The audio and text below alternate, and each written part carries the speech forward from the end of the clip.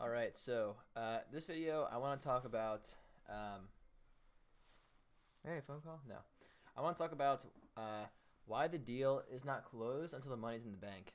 Um, I'm one to count my chickens before they hatch sometimes, and um, it's not a good thing to do. My dad always told me not to do it, uh, and this is gonna be in the context of sales, I guess, obviously.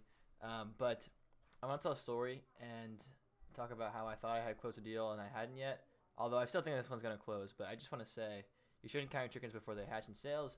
And as an offshoot of that, you should always have a next step planned. So I basically closed a $15,000 deal that I made a video about last time, which is still in the works. Basically, 2 weeks ago, so I made first contact with him 3 weeks ago or something like that, 2 or 3 weeks ago, a discovery call. The call went great, and by the end of the call, we both realized it was a great fit to work together. So we had a proposal call, and I went through the plan, and they liked it a lot, and they wanted to buy. And so I said, okay, I'm gonna draft the contract, and um,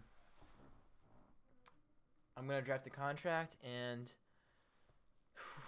I'll send it over for you, and then you can review it, sign, and then I'll send you a reference before you make payment, and then you can pay, and we'll do the onboarding call, and then we can get started by in January. And they're like, sure. So I sent over a contract, and we scheduled the onboarding call, but that was on Friday, and this onboarding call, or no, that was on Monday, and the onboarding call was scheduled for Friday. So I followed with them Wednesday because they had to sign the contract, and I hear back from them an hour before the contract call, or the onboarding call, and they say, hey, I wanted to change this in the contract. So I made a review in the contract. I made an edit in the contract, and they got on the phone. They were cool with the update, and they said, okay, this is good. We'll sign. So I said, great. I got off the call, sent over told them they were gonna sign this. This was last Friday. Now it's Thursday. So what I should have done is I should have scheduled another call. Even if they hadn't signed yet, I should have scheduled another call. In my head, I was like, they're gonna sign whatever. They're gonna sign, they'll pay, and then we'll. But basically, I got off the phone. They told me they were going to sign on Friday. Sunday rolls around. They hadn't signed. That night, the CEO emails me and goes, hey, just to confirm, we're going to sign, and then we're going to get a reference, and then we'll pay, and then we'll get started, right? And I was like, yep. So there's two people. There's co-founders. There's the CEO and the co-founder. I actually kind of forget what his position is, but they're pretty much, I'd say, 50-50 partners. They've been working together for a while. Both very cool guys, by the way. And so Sunday night, I respond back to just the CEO. I didn't reply all to both of them. I just responded to the CEO, and I said, hey, yeah, that's the process. That was Sunday. Monday rolls around, nothing. So I follow up, hey, are we signing this? And then today I sent them an email, and I replied to both of them, and I said, hey, guys, if you want to – they wanted to talk to a reference before Christmas, and they wanted to start in December. They told me they want to start in December. I said, if you want to start in December – and you want to talk to the reference before Christmas time, then we should get started now. And I replied all. And I also put the document in DocuSign, and I actually sent it to them. At that point, I just sent them a PDF. But I figured it would be easier for him to just get a DocuSign email so he can just click it and click sign really easily rather than having to upload it himself. I realized that I just need to have less friction points. So I did that. And he got back to me, the co-founder, and he said, hey, I wanted to double check. I never got your response. Is this the process? And he was referring to the email I got Sunday night. And I said, yeah, sorry, my fault. I didn't respond to him. So I told him yes. And Andrew, and then I'm not going to say their name, sorry.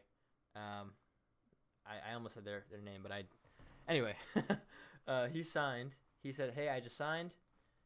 Sorry, it really wasn't at all that I didn't want to work with you. It was just, I forget what he said. But he basically said, it's not because I was trying to ghost you. I just... honestly, it was really busy or something like that. I have the email somewhere.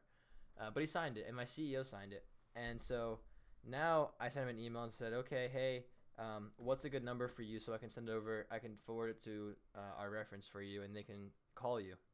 And that was today, and I haven't heard back. So he signed it now, but I haven't heard back. So I have to follow up again tomorrow to try and get their phone number. And hopefully I can get their number on Friday and have them talk to the reference by tomorrow or Monday and have them make payment and onboard before Christmas time.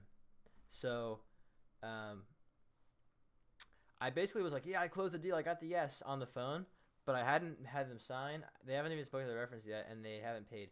So theoretically, they could even talk to the reference and then bail for some reason. I don't know why they would, but that could happen. So next time I'm going to have, first of all, try and get them to sign on the phone. And just if they agree, just, all right, here, I sent you the DocuSign, you can sign it.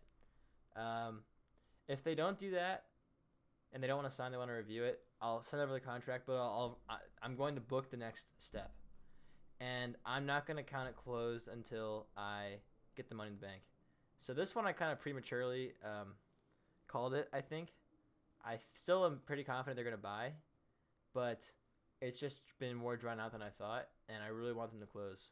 So from now on, I'm not going to say it's closed until there's money in the bank, and I'm going to always have a next step plan. So that's just a lesson for sales. Never say you close a deal until there's money in the bank.